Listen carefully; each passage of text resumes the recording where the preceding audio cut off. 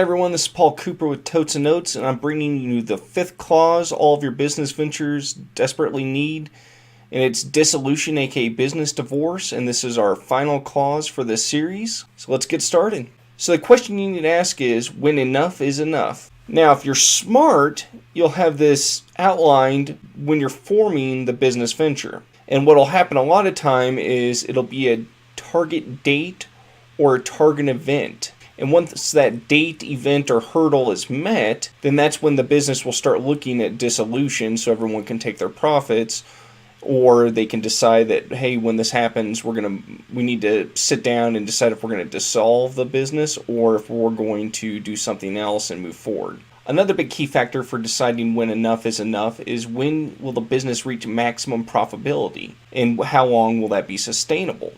Because you don't want to reach maximum profitability, then stick around too long, and then it starts to fade, and then what you had isn't worth as much as it used to be at the peak. And so maximum profitability could mean different things to different people. It could mean a dollar amount, the amount under assets, a certain ROI.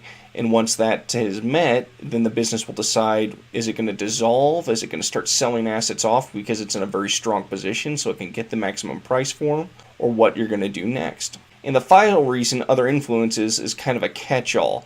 This could really be a lot of different things, and it won't necessarily always be planned. In fact, a lot of these won't be planned. Maybe the business is doing really well, and you thought that you wanted to retire in 10 years, but it's been 3 years, and the business has done so well that you could retire now. So you may look at dissolving the business now so you can get your money and then go off and do other things. And that would be a more positive event. Sometimes it's going to be, in fact, a lot of times it's going to be a negative event. It could be that person's going through a divorce, an illness, some other hardship. Maybe it's financial in nature. Maybe it could possibly be criminal. And the business needs to dissolve to protect what it has or to get that person what little they have there. Unfortunately, marital divorce actually leads to a lot of business divorces because of that other spouse that wasn't necessarily involved now wants to be involved, either out of spite or to make sure that they're getting their share of the marital property. And so that can be really hard on a business because now maybe it was 2 people, but now it's 3 people. And so everything is kind of getting slowed down, and there are a lot of speed bumps. There could be some other influences that are taking place. It could be another common one that's negative is the business partners or shareholders, owners, whoever they are, they're not getting along anymore. It could be that just one person isn't getting along and unfortunately they can't buy that person out. Or it could be all the people involved aren't getting along and it's just not working, so maybe they'd want to dissolve the business then. So our next step is custody. Who gets the dog and kids? Who gets what? Who gets the money? Who gets the assets? How are they divided? If you were smart in your business, you would have had a prenuptial agreement, which basically describes how the business would have been dissolved under what circumstances. Now, maybe you had originally had a target event or date, but for some other reason you need to dissolve the business now. Well, hopefully those agreements that you already had in place would already cover that. Hey, everyone just gets a certain percentage, or this person gets this percentage. If you have that outlined in the beginning, that makes it easier. And then if you outlined how you start dissolving the business, how do you liquidate the business to create those funds, and that makes it easier. Because some people may value some of the assets higher than others. Maybe some people would want basically full retail when other people are really hurting for cash and would accept, 80% of what it's worth just so they can get their money now. So if you had it outlined that, hey, if you can't agree on the price, then you're going to have a third-party appraiser. Or maybe you're just going to have a third-party appraiser coming from the beginning. That way there's no issue. That's a good idea. It can get really hairy and take a lot of time depending on if the business is liquid or if it's asset-based. If it's asset-based, it can take longer to liquidate. It can take longer to value. And if you rush that process, then you're generally going to get less in the long run. But sometimes the pain's so bad that you just need to do it and go ahead and bite the bullet and get that done. Now, if you didn't have it outlined from the start on how the business would dissolve, it's not too late. What you would want to do now is, I'm calling it continued estate planning. You need to go write the will and do the estate planning for you and your business. And basically what you would do is you'd reach out to your partners, other owners, members, shareholders, whoever they are, and you guys should sit down and start thinking about how you would want this business to be dissolved. what would be fair to you, what would be fair to everyone else. That way people aren't going to be taken advantage of, be spiteful if something goes bad.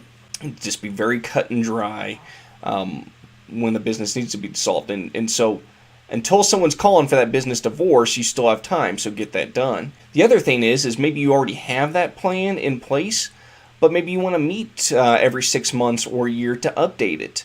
Now, granted, it shouldn't need that much updating, just because if it's percentage based on profit, then there really isn't anything that should be done unless someone's going above and beyond and the other members are willing to recognize that and give them more profit or something like that. Usually that's going to be pretty straightforward unless you either bring in another member or a member leaves. So that should be pretty straightforward once it's established. Now, the final thing that unfortunately affects a lot of people and the final thing that affects a lot of marriages and a lot of businesses is it happened without planning, no warning, and now you're locked out of the house. So what happens then? This is where it gets really ugly. This is the stuff you'll see on reality TV. These are the people screaming, violence, things like that. You want to avoid this at all costs if you can, and if you plan it out ahead of time, you should be able to avoid this. Once this happens, where someone or everyone or a large group wants to dissolve the business, then it's going to have to be addressed, and it's probably going to get pretty ugly. Because here's what happens. People are either mad or they're desperate, and it really doesn't lead to good decision making.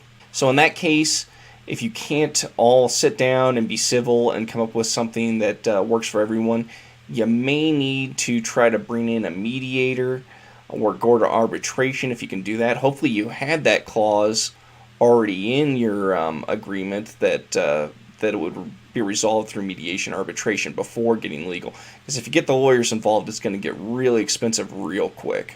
Now, the final step of the Big D and the last walk is pretty straightforward. Once you get to this point, all the hard work should have been done, which is usually determining who gets what and when, and how the business and when the business was going to dissolve. The actual just rubber stamping of everything to get it done isn't that big of a deal. At this point, you have a dissolution agreement. So you either need to get all the owners or shareholders to agree to it if they haven't already, and then once that's done, you're going to file that with the state that the business is registered with. Then you're going to file some taxes. You've got to notify any creditors you have that the business is going to be dissolving and no longer be around. And then those creditors have a period of time to reach out to you with anything that you owe them, and so you have to then settle any creditor claims. And then once that's finally done, all the taxes are taken care of, all the creditors are taken care of, you can divide up the remaining assets among the shareholders, members, or owners of the business, however you had it set up in the agreement, and now you can finally shut the doors. The business is done. The biggest and hardest part is coming up with that dissolution agreement. Again, that's why we encourage you to make sure you get this stuff done and outlined in the beginning. It doesn't necessarily have to be that complicated.